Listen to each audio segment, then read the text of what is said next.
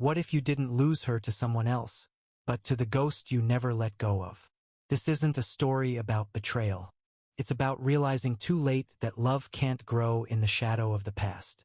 You ever think you know someone, truly know them, only to wake up one day and realize the person lying next to you is a stranger with a whole other life? That's exactly what happened to me. One moment I thought I was building a future with the woman I loved, and the next, I was just a detour on her way back to someone she never let go of. But let me start from the beginning, because this story is the kind that still keeps me up at night. I first met her at a party I didn't even want to be at. A packed house full of strangers, fake smiles, and music that made my teeth itch. But there she was, glowing in the center of it all like the world spun just to light her up, and I was just the quiet guy sitting in the corner trying to pretend he didn't care.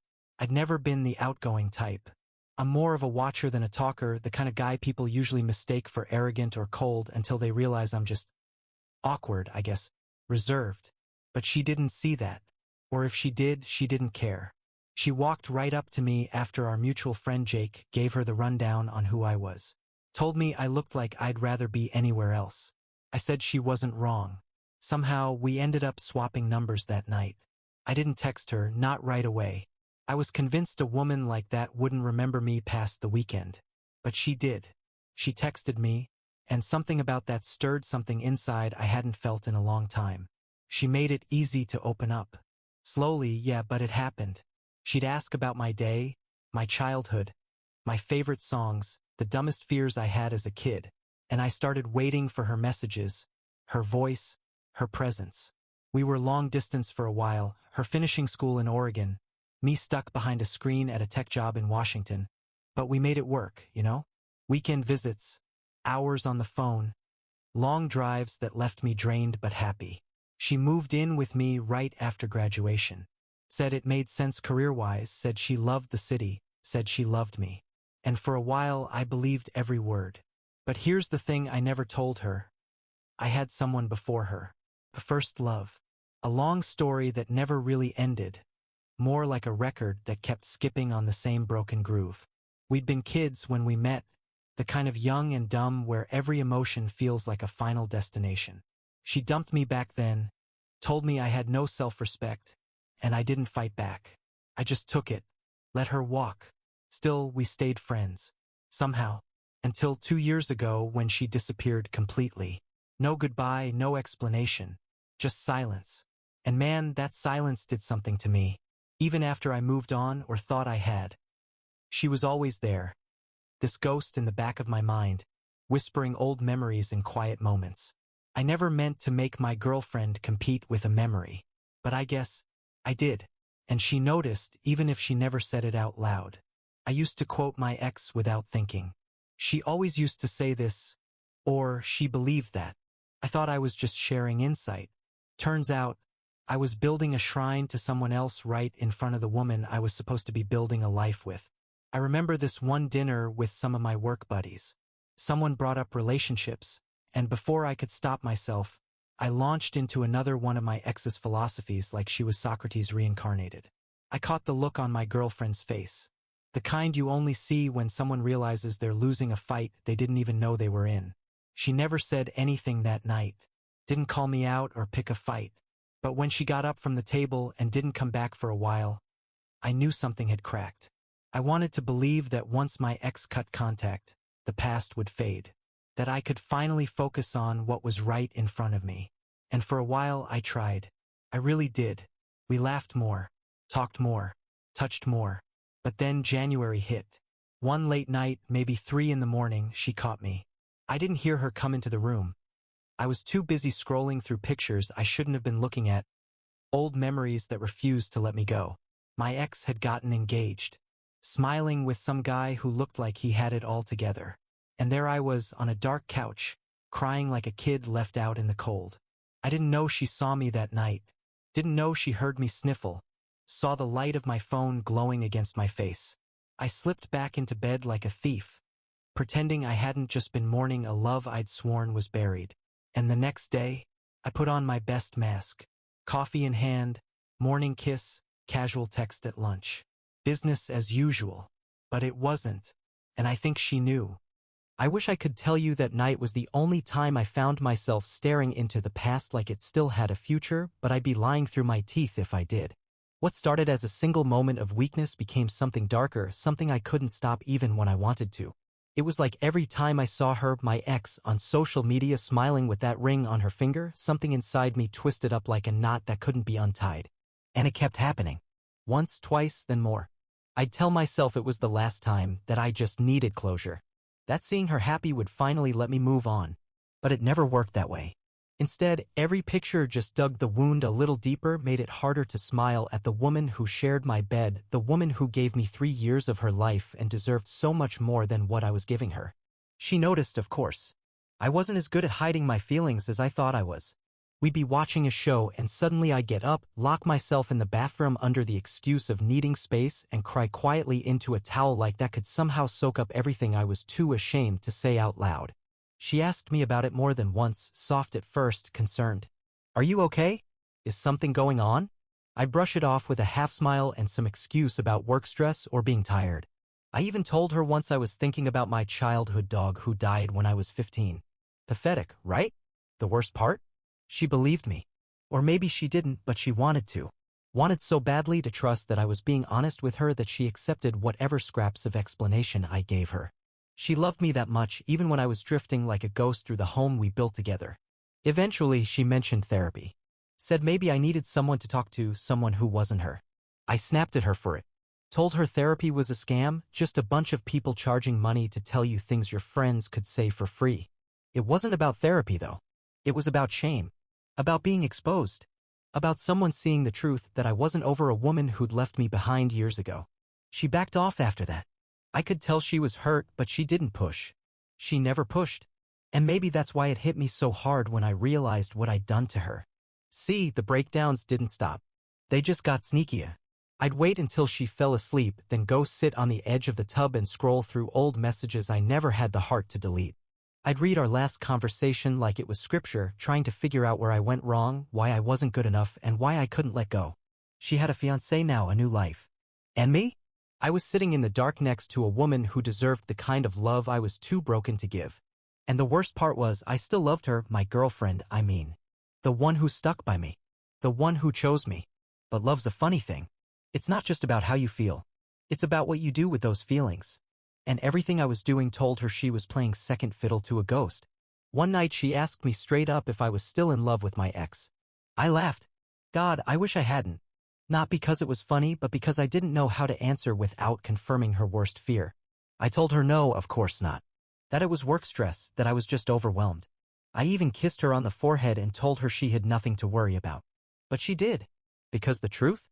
I didn't know how to stop loving someone who'd already made it clear she didn't want me. And I didn't know how to start loving someone the way she deserved to be loved while I was still chasing a dream that had long since died. It wasn't just unfair, it was cruel. The breakdowns kept coming, and so did the lies. I became a master at dodging questions, changing the subject, pretending I was okay. But I wasn't. And the longer I stayed silent, the more damage I did. She tried, man. She really did. Checked in with me, made my favorite meals, laughed at my dumb jokes, all while pretending not to notice the way I kept slipping away. She thought she could love me out of whatever hole I was in. And I wanted to believe that too. But some holes, you dig too deep. And I was starting to realize I might not be climbing out. The thing about silence is it doesn't stay silent forever. You think you can bury something deep enough that it won't rise, but it always does. It's like trying to hold your breath underwater hoping the pain in your lungs will just vanish. Eventually, you have to come up. And when you do, everything comes with you. It all came to a head one morning, right after one of my worst nights. I'd been up late again, scrolling through my ex's engagement photos like a man addicted to heartbreak, and I guess I lost track of time. She, my girlfriend, woke up and came out to the kitchen to find me staring at nothing, phone dead in my hand, breakfast untouched. I'd meant to make her coffee. Instead, I just sat there like a statue, drowning in thoughts I didn't want to explain. She didn't say anything at first. Just stood there in her sweatshirt with sleepy eyes and this look like she already knew but needed to hear it from me. I couldn't meet her gaze. "Are you ever gonna tell me what's really going on?" she asked. I didn't answer. So she kept talking gently like she was handling something fragile. "Because if you're still in love with her, I deserve to know." And she was right. She did deserve to know. She deserved honesty, clarity, love that didn't come with shadows attached. but all I could do was mumble something about work and stress and not sleeping well. She tried again later over breakfast. Asked if I remembered when his ex reached out to catch up a few months back. I'd shown her the message, acted like that meant I had nothing to hide. Truth was, I never told her how that conversation ended. I told myself it was harmless. I mean, I was with the right person, wasn't I? But then, 2 days after seeing those engagement photos, I did the unthinkable. I opened an old document I thought I had buried in my hard drive. A Word file saved years ago, back when I still thought I might have a shot with my ex someday. I kept it hidden, convinced I'd never look at it again. But there it was, her name bold at the top of the page. The last real conversation we had before she cut contact. It started out harmless, like small talk between old friends. But then I said something I can never take back, something that still burns in the back of my mind. Are you really happy with him? I'd asked her that, knowing it wasn't my place, knowing she had moved on. And when she said yes, I kept pushing. Told her I didn't believe it. Told her that no matter how much time had passed, no matter who else came into our lives, I still loved her. I told her I thought we were meant to end up together. While I was with someone else. While I was sharing a home, a bed, a life with a woman who had done nothing but love me through every season of doubt. Her response was brutal. She called me selfish. Said I had no right to say any of that. That I was disrespecting her, my girlfriend, myself. She told me I needed to move on and stop living in a past that only I still cared about. Then she blocked me. That should have been my wake-up call. But instead, I spiraled. I didn't tell anyone. I buried the guilt, hoping it would die if I didn't feed it. But guilt's got a long shelf life. The day after reading that old message again, I did something I convinced myself would fix everything. I proposed. Yeah, you read that right. I woke up before she did, made a full breakfast, her favorite, cinnamon pancakes, scrambled eggs with cheddar, and fresh coffee from the beans we brought back from our last road trip. I placed a ring box right in the center of the table like it was some kind of answer to a question she hadn't even asked. When she walked into the kitchen and saw it, her face lit up like the sunrise. And I told her, these last 3 years with you have been the best of my life. I want to keep making memories with you. She didn't even open the box before the questions started coming. Where had I been the day before? Why hadn't I answered her texts? Why had I been crying for months without ever explaining why? And then the one question I couldn't fake my way out of anymore. Are you proposing because she's gone? I didn't answer fast enough. I saw her face shift from wonder to heartbreak like a storm rolling in.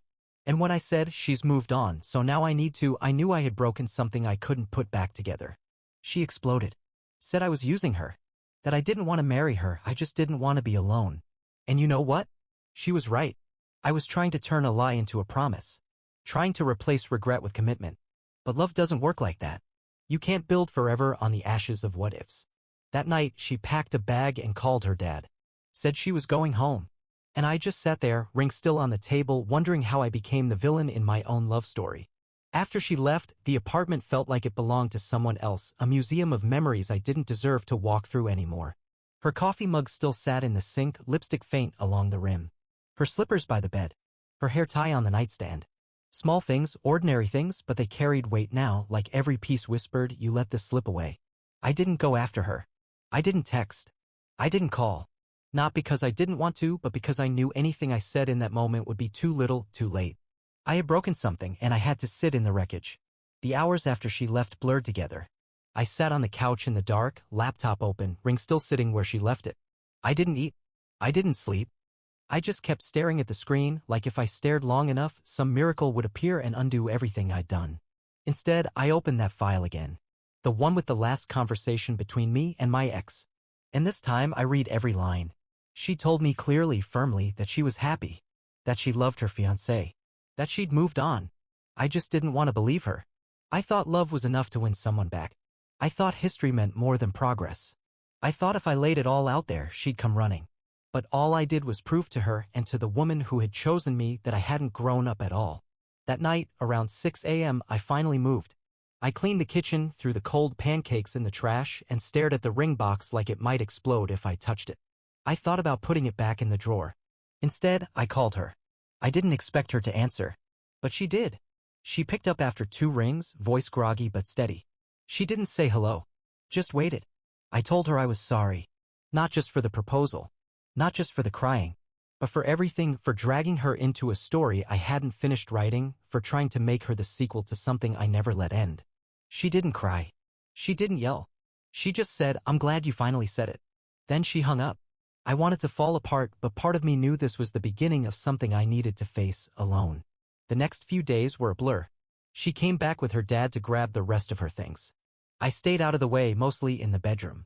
I heard them whispering in the living room, her trying to hold it together while he muttered things like, "You deserve better and he's not your responsibility." They didn't say goodbye. She didn't even look back. After that, it got worse. Texts started pouring in from friends, acquaintances, even her sister. Some were angry, some just confused. Apparently, she'd told a few people what happened and word spread fast. A few mutuals tried to stay neutral, but the silence in my inbox from people I used to talk to every week said enough. I didn't blame them, because deep down I knew this wasn't just about her. This was about me, about who I'd become and the damage I'd caused trying to fix a past that didn't want me anymore.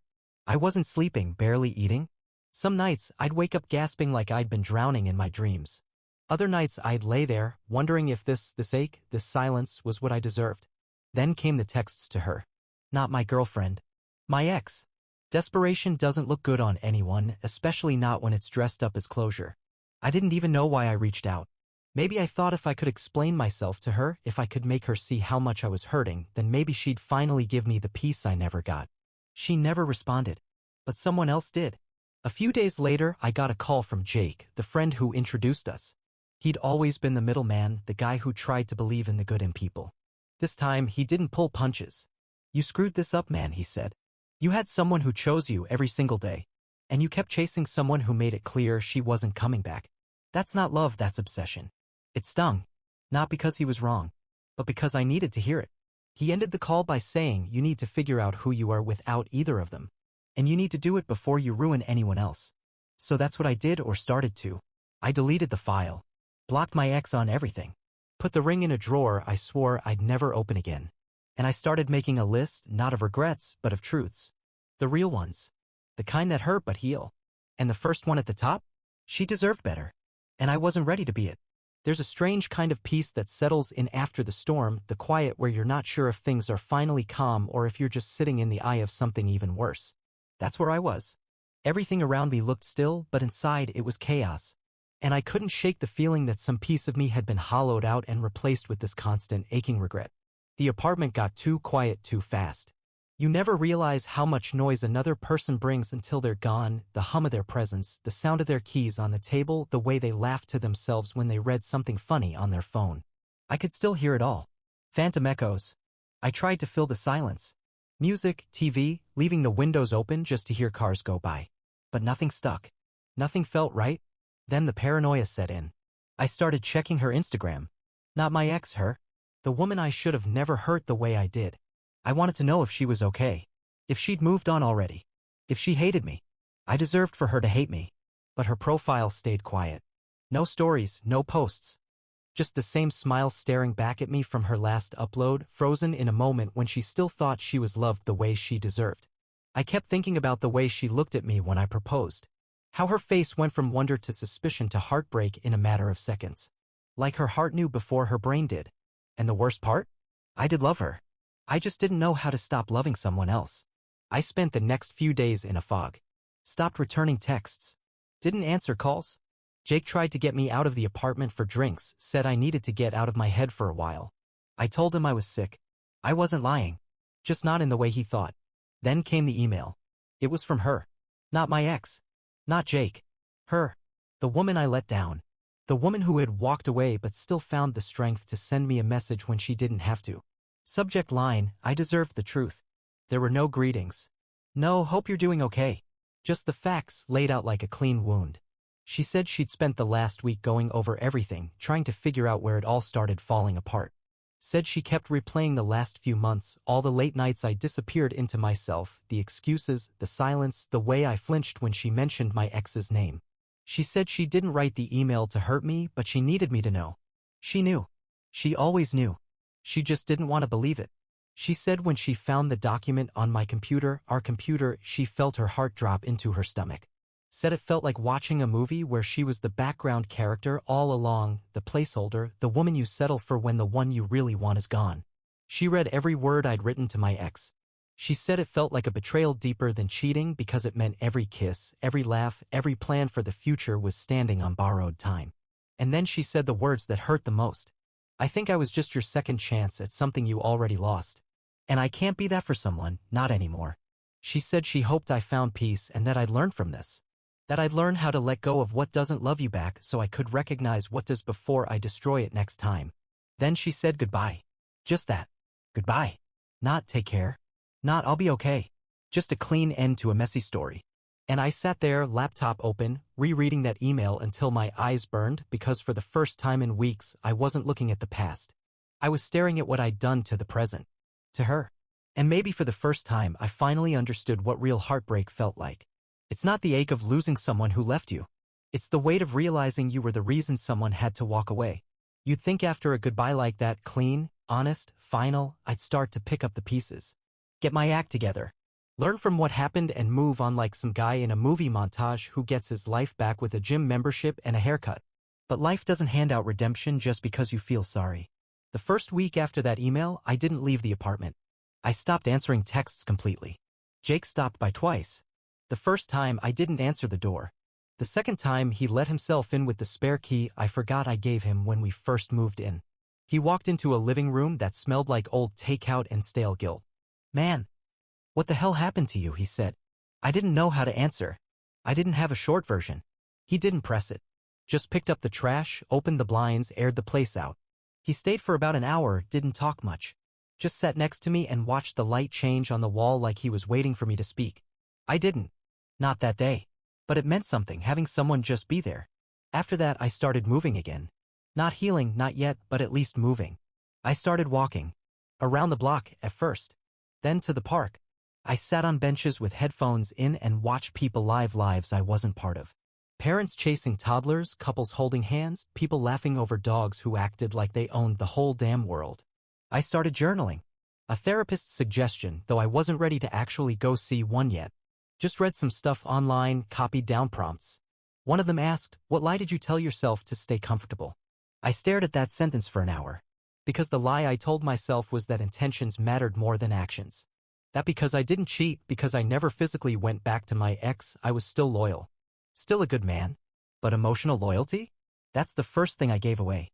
Every memory I shared, every time I brought up her name, every night I stared at pictures instead of looking at the woman next to me, that was betrayal, too. Another prompt asked, "What would you say to her if she were sitting in front of you now?"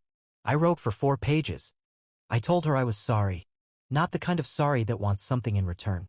The kind that knows it won't ever be enough. I told her that she deserved to be the center of someone's universe. That her patience, her love, her quiet strength, they weren't wasted, but they were misplaced. And I told her something I hadn't even admitted to myself yet. I'd been scared. Scared of giving my whole heart to someone new because the last time I did, it got shattered. So I held on to the past like it could shield me from future pain. But all it did was create more pain. For her. For me. And for what? Some idea of what could have been? That's the thing nobody tells you about heartbreak. It makes you romanticize the pain. Makes you think the one who broke you is the only one who can fix you. But that's not love. That's trauma dressing up in old photos and familiar words. About a week later, I got a text from her dad. Yeah, her dad. It was short. I just wanted to say I don't hate you. I see you're struggling. Don't waste it. Be better. She deserves that. That message broke me all over again. Because it reminded me that even though I lost her, there were still people who saw me. Who saw the man I could have been, should have been, and were hoping I'd find my way back. I didn't respond. I didn't know what to say. But I started cleaning again. One drawer at a time. One room a day. I boxed up the ring. Not to keep it. Not to pawn it. Just to let it go. I started donating things. Clothes I didn't wear. Junk I'd been hoarding. Things that felt like pieces of the person I used to be. I figured if I couldn't undo the past, I could at least stop living in its shadow. And somewhere in all that I realized something else. The love I gave her, it wasn't all fake. It was just broken. And if I ever want to give love again, it has to come from a place that's whole. Even if that means being alone for a while. Healing isn't a straight line. It's not a sunrise where one morning you just wake up warm and full of light. No, it's messy. Some days you feel like you're finally standing on solid ground and the next you're right back in the pit, scrolling through old texts with shaking hands, wondering how you let it all go so wrong. There was this Tuesday, I remember it clearly because it rained that morning and the sound hit the windows like tiny reminders that time doesn't stop for your grief. I was sitting at the dining table, same spot where I'd laid that ring down weeks before, and I started drafting an email to her. Not my ex. Her. The woman I let down. The one who left. But I never sent it. Because I knew it wasn't about making things right with her anymore. It was about making things right with myself. That was the turning point. I stopped fantasizing about reconciliation, stopped running circles in my head about what I could have done different, stopped treating regret like a companion I needed to keep close. Instead, I started asking myself, who do I want to be now that I've ruined the version I was? It started small. Morning runs. Just a mile at first. Felt like my lungs were gonna explode. But the pain? It was good pain. Honest. Real. No pretending. Just sweat, breath, and forward motion. Then I picked up reading again. Books I'd left halfway finished. Notes in the margins from a time when my mind wasn't cluttered with ghosts. One line stuck with me, you can't build a new life with hands full of old wounds. I read it 3 times. Underlined it. Wrote it on a sticky note and stuck it to the fridge. I got a job offer around that time, too, nothing glamorous, just a lateral move to a smaller firm with less pressure. But it came with a fresh start. New office. New people. No reminders of who I used to be when I was trying to hold 2 timelines together, one with the woman I had and one with the woman I'd lost. And maybe that was the key. Letting go of the need to fix it all. To rewrite the ending. To prove to myself or anyone else that I wasn't a bad guy. Because maybe I was a bad guy. Maybe I hurt someone in a way that couldn't be patched over with a nice quote or a grand gesture. But being a bad guy once doesn't mean I have to stay one. One evening, Jake and I grabbed dinner. First time we really sat and talked since the blow-up. He ordered a beer, I stuck with water. He looked at me, quiet for a while, then said, "You look different." I asked what he meant. He shrugged. Like you finally stopped looking backward. That hit hard. Because he was right. The pull of the past was always there, like a magnet buried under the skin. But now it felt weaker. Like maybe I could move without it tugging at me. I asked him how she was doing. He just looked down, stirred his drink. "She's doing okay," he said carefully. "Got a new job. Closer to her folks. Says she's thinking about going back to school." I smiled. Good, I thought. She deserves that. Then he said something I didn't expect. "She doesn't hate you, man. She said you broke her heart, but she also said it made her stronger. Gave her clarity. Made her realize what she wants in a partner." I nodded, feeling the bittersweet knot in my chest tighten just enough to remind me that healing still had room to grow. I didn't ask anything else about her. Didn't want to. Because I'd finally realized something. Closure isn't about getting answers. It's about accepting that you won't. I walked home that night under the streetlights, hands in my pockets, cool air biting at my cheeks. And for the first time in months, I didn't feel like a prisoner in my own skin. I was alone. But I wasn't lost. Not anymore. It's been almost a year now. A year since I watched the best thing in my life walk out the front door without slamming it, without a final scream, just silence. And in that silence, I was forced to listen. Not to her voice, but to mine. To the parts of me I'd ignored. To the selfish, scared, confused, nostalgic man I had become. I used to think heartbreak was loud, yelling matches, slamming doors, voicemail rants. But the kind of heartbreak that changes you? It's quiet. It creeps in when you're brushing your teeth or folding the shirt she left behind or hearing a song that used to play in the background of ordinary joy. It's the silence where her laughter used to live. But now that silence feels different. Not empty. Just still. I moved. Not far, just out of that apartment. Too many memories clinging to the walls. I found a place with creaky floors and sunlight that pours in through old windows, and on Sundays I open every curtain and let it soak me in. I cook more now. Nothing fancy, mostly things I remember her making. It hurts sometimes, but it also helps. Like honoring a part of her I still carry without needing to own it. I did eventually go to therapy. Took me long enough, but I did. First session I told the guy I'm not here to get her back. I'm here to figure out why I ruined it in the first place. He said, "That's a good start. We've been unpacking a lot. My fear of being abandoned. The way I equated love with validation. The way I treated my ex like a lost trophy, not a person. How I made my girlfriend, no, my partner, feel like a consolation prize in her own story. Turns out a lot of my pain came from trying to rewrite a past that was never mine to fix. And a lot of my healing came from finally facing that truth. I still think about her sometimes. Not the ex, the woman I nearly built a life with. The one who offered me her heart with no conditions, who trusted me enough to move cities, to build a home, to believe I was someone worth choosing. I think about her smile when she first saw the apartment, how she painted one wall blue even though I thought it was a bad idea, how she made it look like it belonged in a magazine by the time she was done. I think about how she deserved better than the version of me who couldn't let go of a ghost. I hope she's found peace. I hope she's with someone who looks at her without comparison, who doesn't bring baggage to the table and expect her to carry it. I hope she laughs a lot. The kind of laugh that fills a room. I hope she forgets the sound of me crying in the bathroom. As for me, I'm still learning, still working, still healing. But I'm no longer dragging the past behind me like a chain. Somewhere along the line, I forgave myself, not because I deserved it, but because I needed to. Because carrying guilt doesn't fix what you broke, it just stops you from building anything new. I don't date much. Not because I'm afraid, okay, maybe a little, but because I know I'm still rebuilding. And whoever comes next deserves someone with both feet in the present, not a man half buried in what-ifs. And maybe one day I'll meet someone new. Maybe I'll smile at her without thinking of anyone else. Maybe she'll sit across from me and not have to compete with ghosts. Maybe I'll tell her this story, not to scare her, but to show her that I learned. That I grew. Because that's the thing about stories like mine. They're not just about what went wrong. They're about what you do after. So this is where it ends. Not with a reunion. Not with a redemption arc wrapped in a bow. But with a man flawed, still healing, still here, standing in the wreckage of who he used to be. And building something honest out of the rubble.